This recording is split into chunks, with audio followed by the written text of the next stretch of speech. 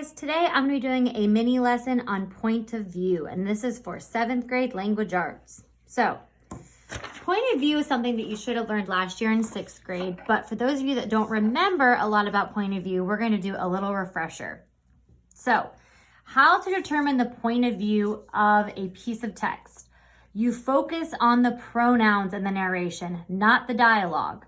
So remember, dialogue, you might remember because dialogue is in these quotation marks, you're not focusing on the dialogue, you're focusing on the pronouns used in the text. So here are some of the pronouns that you could see in the text, and I didn't include an entire list of them, but these are the more common pronouns that we see. So these are listed in red right here.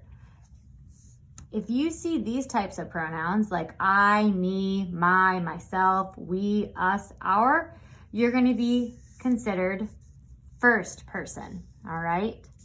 So the great thing is that after you see these pronouns used in the text, you can automatically determine it's first person, and then guess what? You're done. There's nothing else further that you have to do. So just a refresher, first person means that the author is a character in the story. So for example, you could say, I woke up this morning, I made myself a cup of coffee, I went on a bike ride. That is all first person point of view. Maybe you don't see these pronouns. Maybe you see something like you or your. This is going to be second person. And again, once you determine that this is second person, you are done. There's nothing further that you need to do. The author here is talking to the reader, giving them instructions. So great examples of these are going to be things like recipes or how-to guides. If you put together, I don't know, a shelf for your grandma, there's probably going to be some second person point of view dialogue in there that tells you what you should be doing, okay? So oftentimes, you don't actually see the words you or your used, because it'll just give you instructions. It'll say add 1 cup of flour or bake for 375 degrees for 10 minutes.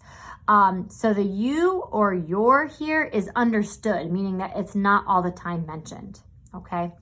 Then our last point of view we focus on is third person.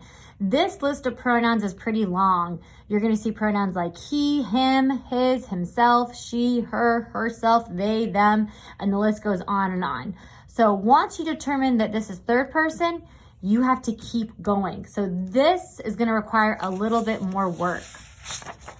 So now let's look at the different types of third person point of view. The first type that we're going to talk about is going to be third person limited. So this provides thoughts, emotions, and feelings of one character. You also see the other characters and events through this character's eyes. The way that I remember this is to remember that you are limited to one character. So if you remember you're limited to one character, think third person limited. Wow. The next type of point of view, let me block this out, is third person omniscient. This provides thoughts and feelings of all characters.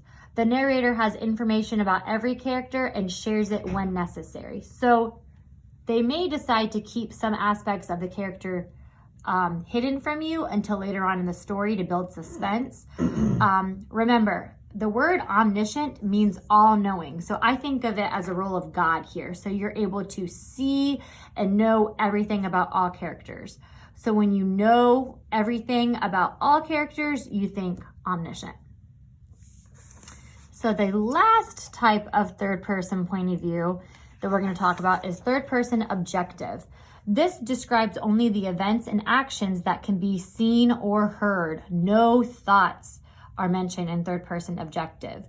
So the way that I remember this is I think of objective, since it begins with the 2 letters OB. The word observe also begins with the first letters OB. So when you think objective, it can be observed. So you can't really observe someone thinking about something else, but you can observe actions. You can also observe dialogue. Dialogue would be considered to be third person objective. So that's all I have for you today. I hope this clears up any questions that you may have on point of view. Thanks for watching.